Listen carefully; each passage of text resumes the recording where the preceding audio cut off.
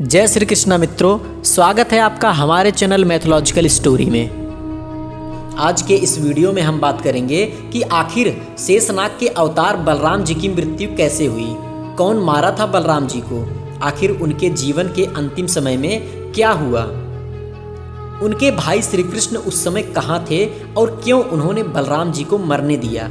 आज के इस वीडियो में बलराम जी के जीवन से जुड़ी एक एक घटना को हम बताएंगे।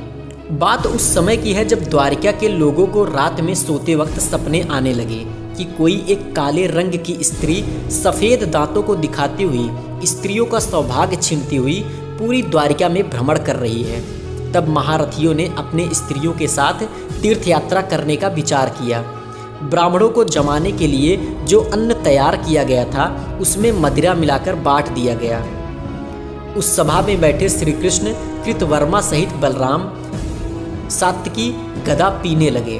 पीते पीते सात्विकी ने यादवों की सभा में कृतवर्मा का उपहास उड़ाते हुए कहते हैं कि तेरे सिवा दूसरा कौन होगा जो अपने ऊपर आघात ना होते हुए भी रात में मुर्दों के समान अचेत पड़े हुए मनुष्य की हत्या करेगा। तू इतना बड़ा पापी है, तुझे यदुवंशी कभी क्षमा नहीं करेंगे। सात्विकी की ऐसा कहने पर प्रद्युम्न भी कृतवर्मा का उपहास उड़ाने लगे। इतना कहने पर वे सब आपस में मार काट करने लगे। इतने में सात्विकी ने कृतवर्मा का सिर धड़ से अलग कर दिया। यह सब देखकर भगवान श्री कृष्ण उन्हें रोकने के लिए दौड़े। इतने में सात्विकी को कई वीरों ने घेर लिया और सात्विकी मारे जाने लगे। यह सब देखकर प्रद्युम्न सात्विकी को बचाने के लिए उस युद्ध में कूद पड़े। आपस में भयंकर युद्ध हुआ और युद्ध के उपरांत सात्विकी और प्रद्युम्न मारे गए।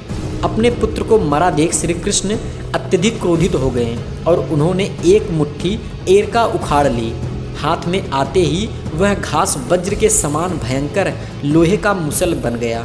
फिर तो जो भी भगवान श्री कृष्ण के समक्ष आया सबको उन्होंने मार डाला।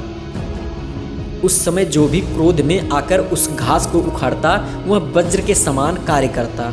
यह सब ब्राह्मणों के श्राप का प्रभाव था। श्री कृष्ण ने जब देखा कि उनका पुत्र शाम्भ, प्रद्युम्न और उनका पौत्र सब मारे गए हैं, तब भगवान श्री कृष्ण ने अपने सारंग धनुष, सुदर्शन चक्र और गदा को धारण करके सभी यादवों का संहार कर डाला। जिधर बलराम जी गए थे, भगवान कृष्ण ने उनके पांव के निशान को देखते हुए आगे बढ़ते गए। उन्होंने अत्यंत पराक्रमी बलराम जी को एक वृक्ष के नीचे विराजमान देखा, जो एकांत में बैठकर ध्यान कर रहे थे। बलराम जी के पास पहुंचने के बाद श्री कृष्ण अपने सारथी दारुक को कहा कि तुम जल्द हस्तिनापुर जाओ और जाकर अर्जुन को इस यादव के संहार के बारे में बताओ। ब्राह्मणों के श्राप से यादव वंश की मृत्यु का समाचार पाकर अर्जुन शीघ्र द्वारिका चले आए। तब दारुक हस्तिनापुर को चला गया। तब भगवान श्री कृष्ण ने बलराम से कहा, आप यहीं रहकर मेरी प्रतीक्षा करें। श्री कृष्ण द्वारिकापुरी गए और वहां अपने पिता वासुदेव से मिले और कहें कि आप अर्जुन के आने का इंतजार करें और हमारे कुल के समस्त स्त्री की रक्षा करें। इस समय बलराम जी मेरी राह देख रहे होंगे, मैं आज जाकर उनसे मिलूंगा।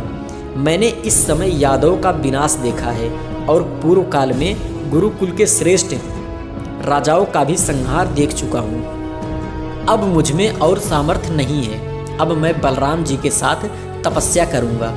ऐसा कहकर अपने पिता से आशीर्वाद लेकर वहां से श्री कृष्ण चले गए। इतने में ही उस नगर की स्त्रियों और बालकों के रोने की आवाज़ सुनकर श्री कृष्ण ने उनसे कहा कि नरों में श्रेष्ठ अर्जुन शीघ्र ही आकर आप सबको संकट से बचाएंगे। यह कहकर श्री कृष्ण वहां से चले गए और वहां जाकर बलराम जी का दर्शन किए। बलराम जी ध्यान में मग्न होकर बैठे थे। श्री कृष्ण ने उनके मुख से एक श्वेत वर्ण के विशाल काय सर्प को निकलते देखा। वह अपने पूर्व शरीर को त्याग कर इस शेषनाग रूप को धारण कर लिया। इस प्रकार शेषनाग के अवतार कहे जाने वाले बलराम का अंत हुआ। दोस्तों, उम्मीद करता हूँ आज की यह कथा आपको पसंद आई होगी। अगर पसंद आई हो तो हमारे वीडियो को लाइक, शेयर और चैनल को सब्सक्राइब करना ना भूलें।